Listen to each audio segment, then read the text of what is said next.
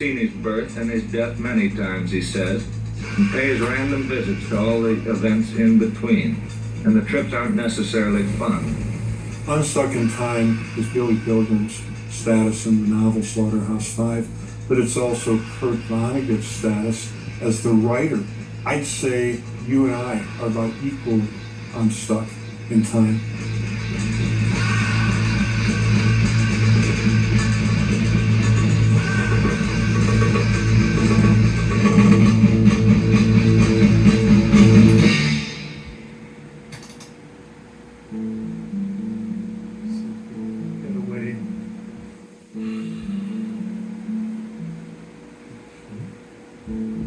Can you believe we're really going to do this again?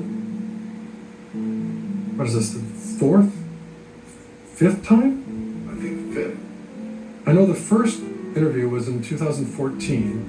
Then about a year later was the stripy shirt interview. That's the one where I cry. Then there was, the editing room interview.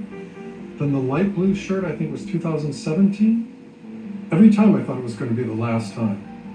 I didn't even want to be in this film in the first place. This was going to be a conventional author documentary with interviews with Kurt, his family, biographers and scholars. Not me. I don't even like documentaries where the filmmaker has to put himself in the film. I mean, who cares? But when you take almost 40 years to make a film, you owe some kind of an explanation. Full disclosure. I was 23 when I first approached him about making this film, and I remember he was just about to turn 60, and I would refer to him as the old man. And a couple months ago, I turned 60. How fucked up is that? It all started for me at the same time it started for almost every Vonnegut reader I've met, which is in high school. In my case, Sunny Hills High School, Fullerton, California. How many of you have had a teacher at any level of your education who made you more excited to be alive, prouder to be alive, than you had previously believed possible? Hold up your hands, please. There's a door behind which my life would sort of change when I was 16 years old. Please say the name of that teacher to someone sitting next to you, please. Valerie Stevenson was the name of the teacher who first led me to Vonnegut. I assigned a book to the students to read Breakfast of Champions by Kurt Vonnegut.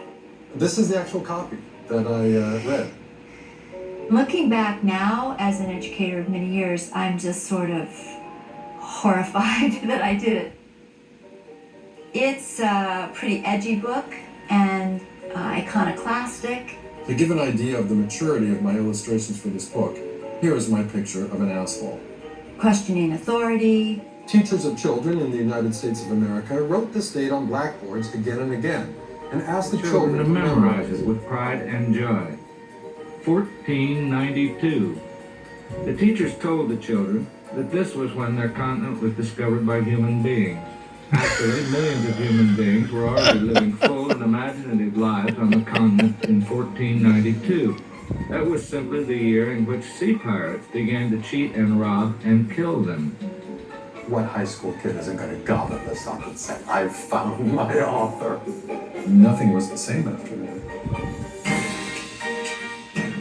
I just became somewhat obsessed. I just so connected to his philosophies and these serious issues being handled in this comedic way. He was the guy who made me think, he thinks what I think about the world. He came in at the beginning of his senior year and proposed that he teach a course in Vonnegut, and didn't seem to think that that was an unusual thing.